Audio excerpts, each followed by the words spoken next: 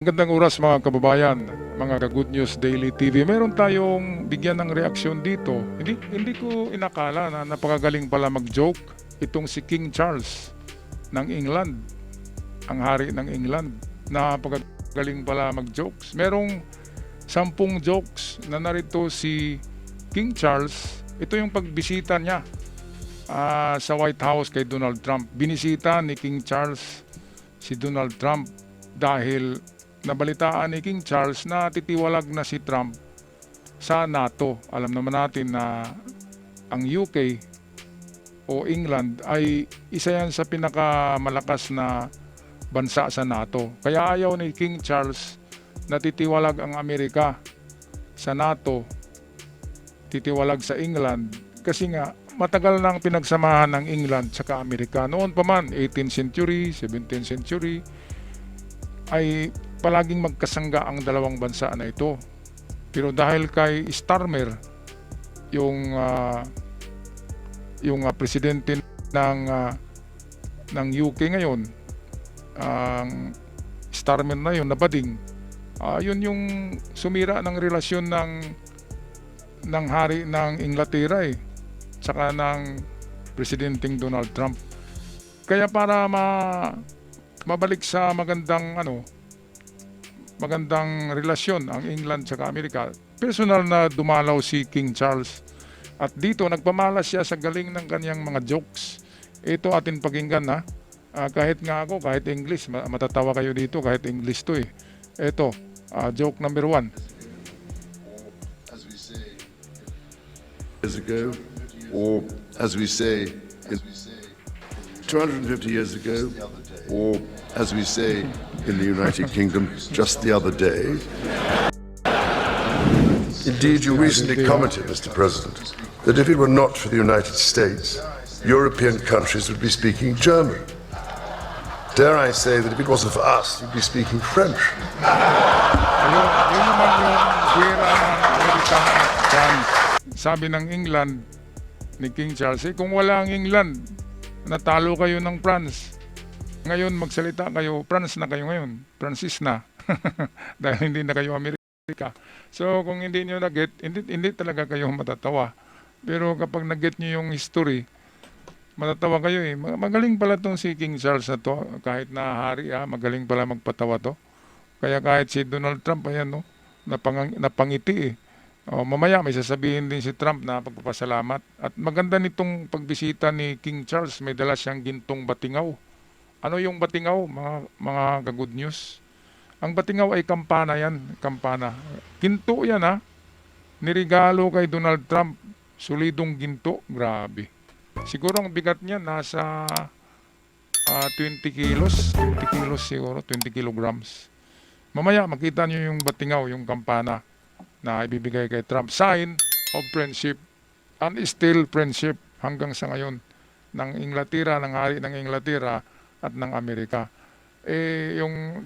Yung Starmer na yun na pinili na Prime Minister ng UK ay ng Great Britain ay ibang pag-iisip noon Iba itong hari.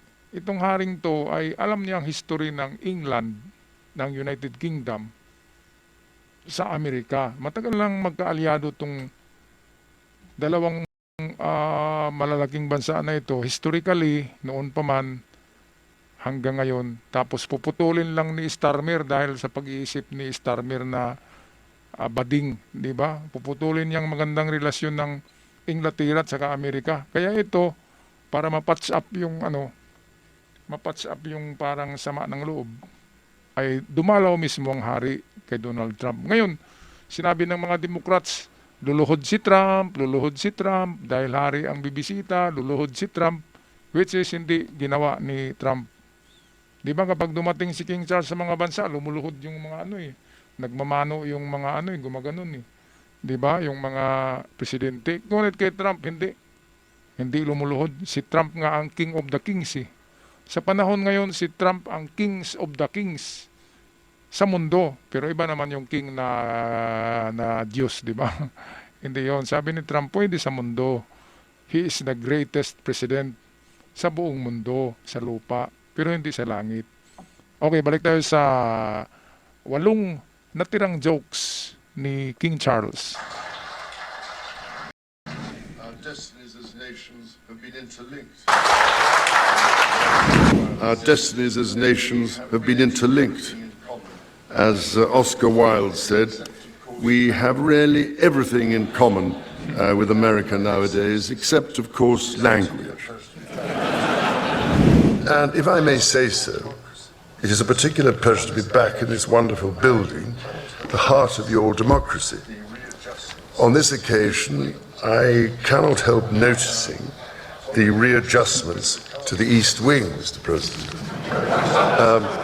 Following your visit to Windsor Castle last year, and I'm sorry to say that we British, of course, made our own small attempt at real estate redevelopment of the White Ayun, House so in ito naman yung ano 1814. Hindi natin mabits yan kung hindi natin alam yung project ng Trump yan sa White House. Nilagyan niya kasi sa East Wing ng extension na parang ballroom.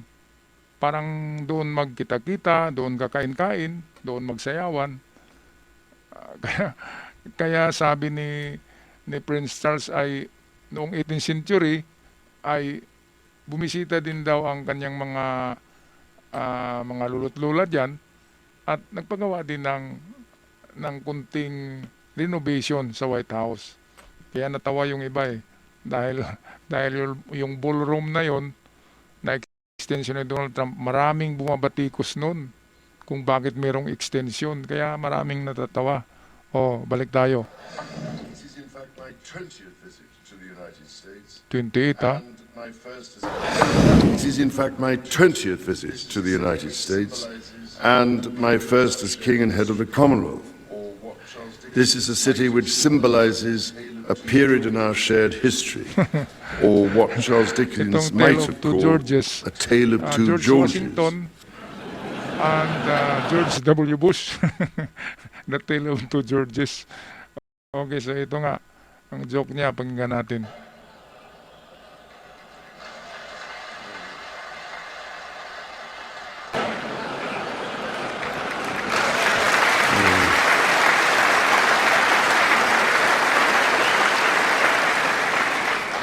The first president, George Washington, and my 5 times great-grandfather, King George III. King George, as you know, never set foot in America, and please rest assured, ladies and gentlemen, I am not here as part of some cunning rearguard action. It is not hard to see how important the relationship remains in matters both seen and unseen. My mother's first Prime Minister, Sir Winston Churchill, understood this so well. But then he himself was half American, a tradition of shared transatlantic heritage, which I am pleased to say is alive and well in the White House today.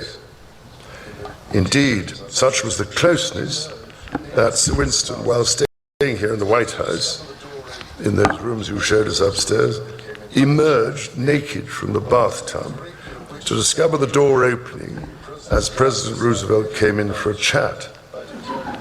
With rapier wit, the President cast aside any embarrassment by declaring that the Prime Minister has nothing to conceal from the President of the United States. Si Churchill, Prime Minister ng Inglaterra, ng England noon, na dumalaw sa White House, which is Roosevelt yung Pangulo ng White House, at naliligo doon sa kanyang bathtub sa kwarto. Nang pumasok si Roosevelt ay nakita niyang nakahubad si Churchill. Kaya sabi ni Churchill, para hindi siya mapahiya, ganito kami, open kami na mga presidente sa inyo sa Amerika. Makikita niyo, open kami. Kaya ganun yung joke na yon. Pero actually joke lang yon. Ang totoo niyan ay talagang naliligo, at siyempre merong bathrobe yon, merong tuwalya yon. Joke lang yan eh. My late mother met knew fewer than 13 serving presidents, thankfully all of them fully clothed. My late mother met knew fewer than 13 serving presidents, thankfully all of them fully clothed. Now, as you may know, when I address my own parliament at Westminster, we still follow an age-old tradition and take a member of parliament hostage, holding him or her at Buckingham Palace until I am safely returned. These days, we look after our guests rather well, to the point that they often do not want to leave. O ito na. Ito na yung sinabi ko na batingaw. So tonight, o Mr. personal President, gift. I am Ginto yan. delighted to present to you, as a personal gift, which hung on the conning tower of your valiant namesake. The original bell, which hung on the conning tower of your valiant namesake, may it stand as a testimony to our nation's shared history and shining future. Ayan, And so, should you ever need to napakagaling. get hold Imbes na of us, magsalita or just doon give ng us a ring. diskurso, ay ginawa na joke para mapatawa, pero yung joke na yun ay mayroong mga laman, mayroong mga patama. Well, napakaganda ng regalo, no? Kampana, batingaw, bell, para kay Donald Trump. Nakalagay pangalan ni Donald Trump doon eh. Ngayon, puntahan naman natin ito, pasasalamat ni Trump kay King Charles. So, ito yung video atin pakinggan. I just see it so clearly. She loved, I told the king that she loved the royal family. I just see it so clearly. Mm. She loved, I told the king that she loved the royal family. And she loved the queen. And anytime the queen was involved in a ceremony or anything, my mother would be glued to the television and she'd say, "Look, Donald, look how beautiful that is." She really did love the family, but I also remember her saying very clearly, Ayun, nag-bless si "Charles, nag-bless look, young si Charles, King Charles. So ito, he's so cute." ito naman yung style ni Trump para idaan niya rin sa joke yung sagot niya na okay, King Charles noon ay cute kahit yung mama niya ay may crush kay King Charles daw eh. Kaya medyo napatawa din si King Charles. Ito yung maganda, yung mga taong merong sense of humor at hindi dadaan sa yung formal na pagsalita. Marami kasi ang magkukomento kagad niyan. Marami ang mag-react. Pero kapag ganitong idadaan sa joke ay parang ano lang, di ba? Parang okay siya, di ba?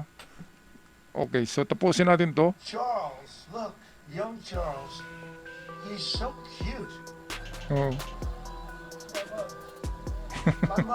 "Charles, look, young Charles, he's so cute." My mother had a crush on Charles. Can you believe it? Amazing how, I wonder what she's thinking right now.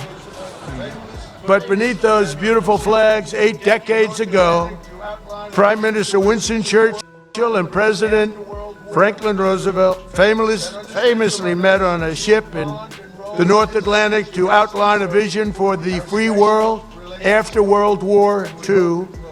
That understanding of our nation's unique bond and Okay, role so in history is the essence ang of problema kasi sa our NATO, special ang dami-daming bansa relationship, ng NATO, and we hope it Pero ang will England always doon, remain that way. England ay, yun talaga ay dapat partner talaga yan ng Amerika since the history. Sa panahon ni Churchill at Roosevelt, magkasama yung dalawa na yan na yan yata sila ang founder ng NATO eh. Kasi North Atlantic yung tinitingnan nila na area na bigyan ng focus. Kaya sa tingin ko sila yung founder ng NATO eh. Churchill tsaka Roosevelt. Alright, anong masasabi niyo dito? 12 jokes ni King Charles na nagpapatawa sa mga tao sa White House kasama na kay Donald Trump. Paki-comment na lang mga kababayan, mga good news. Ako'y magpapaalam na. Maraming salamat sa lahat.